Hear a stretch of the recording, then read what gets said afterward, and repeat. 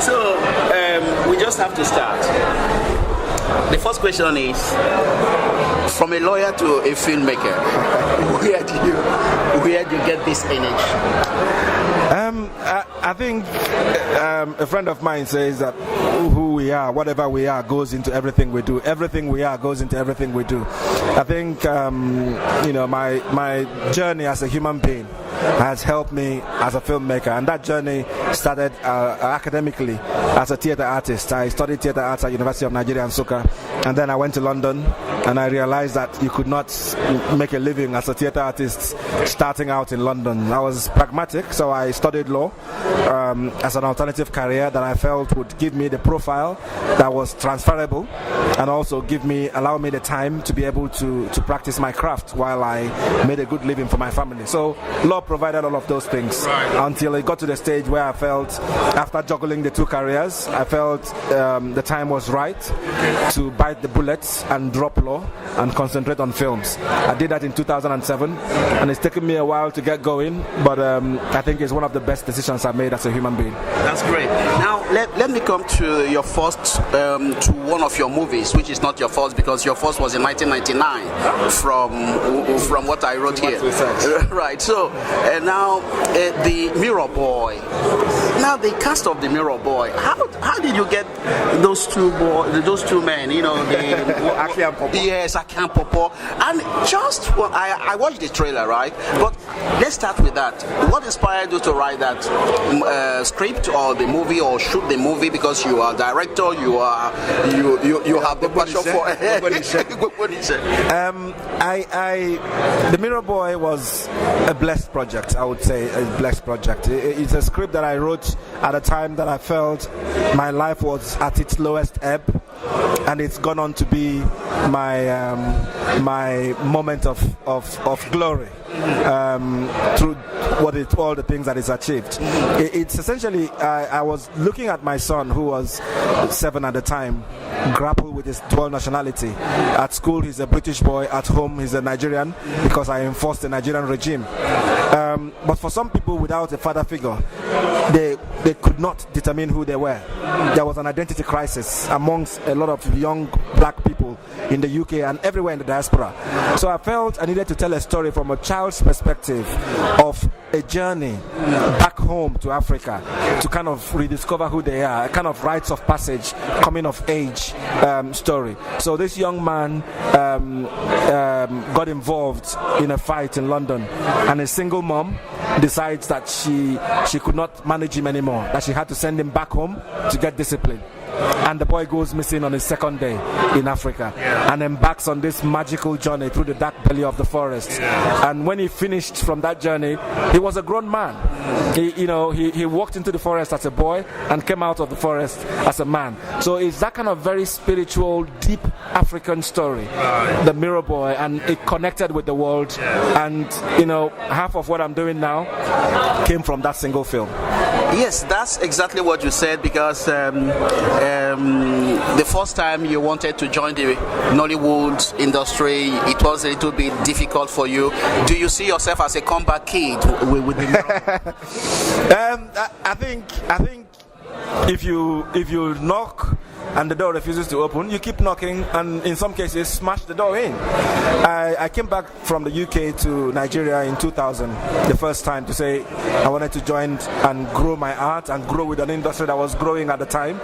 And I was rebuffed, not by any one individual, by the system, by the fact that I could not understand the streetwise, the kind of naivety that I had didn't suit the business climate.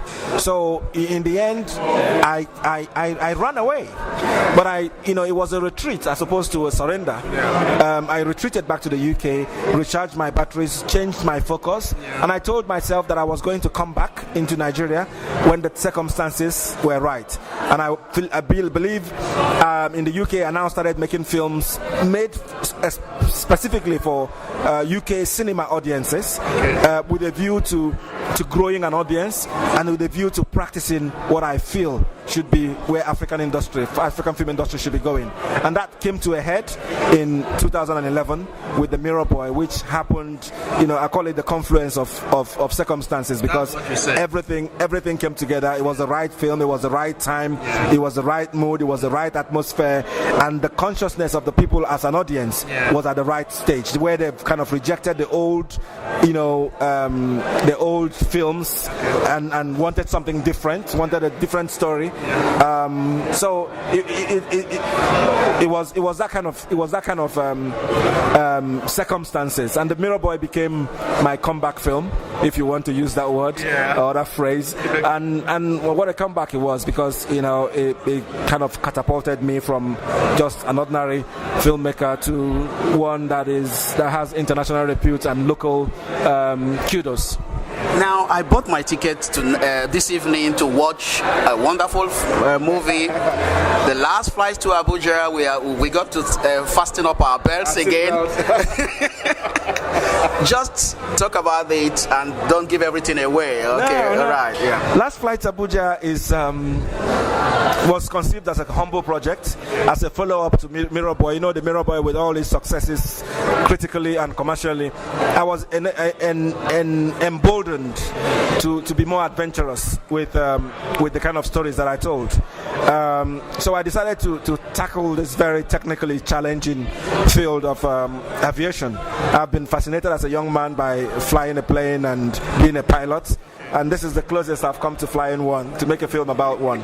So it tried to look back at 2005, 2006, an era when Nigerian aviation suffered the most, when planes were literally falling off the skies. So, but we've shot the film. I wrote the script in 2007. We shot the film in 2011, November, and we were planning a premiere in London on the 8th of June, 2012. But as I was coming back from Nigeria to where I went for an award, lo and behold, a plane crashed in Nigeria with uncanny similarity with the story of my film. And the simple film that I made became involved, and without knowing it, whether I agreed or not, I had become involved in a campaign for safer skies in Africa, and not just in Nigeria. And on the back of that, I got a lot of press on CNN African Voices in September last year, on the BBC, where I talked about this very almost prophetic film. But by His grace, it's worked well. It became one of the highest grossing films to come out of Nollywood, the highest grossing in West Africa the whole of last year, and still is. And it's been shown in a lot of festivals: Cairo, Toronto, Seattle, Monaco, and now Nollywood Week in France. Now we're going to finish with Nollywood Week in Paris, France, for the first time. Not to take much of your time, because people are looking, and then we will go quickly to watch that movie. So what do you think about this festival, this new one, and how are you going to talk to the other stars like you back home or anywhere to at least make an effort to come next year to help these young people that did everything with their own money? It's not money, but it's a way to promote the image of Africa and Nigeria and the Nollywood industries. So what do you think about what they're doing, and how are you going to help in future? No, this is a great initiative. We feel that there are lots of festivals happening all over the place, but there is a missing link between Francophone and Anglophone, and we've been cut and separated, and it's our time now to reunite ourselves. And this move is a very wonderful step in the right direction to try and unify Africa as one creative, one cinematic voice. And the fact that they've selected some films from Nollywood to launch this doesn't mean that it stops with Nigeria. And I believe in the future there will be an extended African section to this event, because it's a huge opportunity to celebrate ourselves, to bring our products to a new set of audience, to tell the world that we exist, we have stories, and we're telling them increasingly in very technical and very qualitative way. So this is a wonderful initiative, and kudos to Kudus and Serge for coming up with this, and raising hell and high water to make it happen, and happen at a quality that is really commendable. And I whatever film I make in the future, if I'm invited, even if I don't have any films, I'm invited to come and support this, I will do that. And I implore all the other filmmakers to see this as a huge opportunity to open themselves up to, on a selfish level, open themselves up to a new audience, but on a more general and a more communal level, raise the profile of African cinema, raise the profile of Nigerian cinema, and break new grounds for the glory of God, I say. Thank you very much for giving me your time. It's been great having you here today in Paris, and I hope we shall meet again. Thank you. Thank you very much, sir.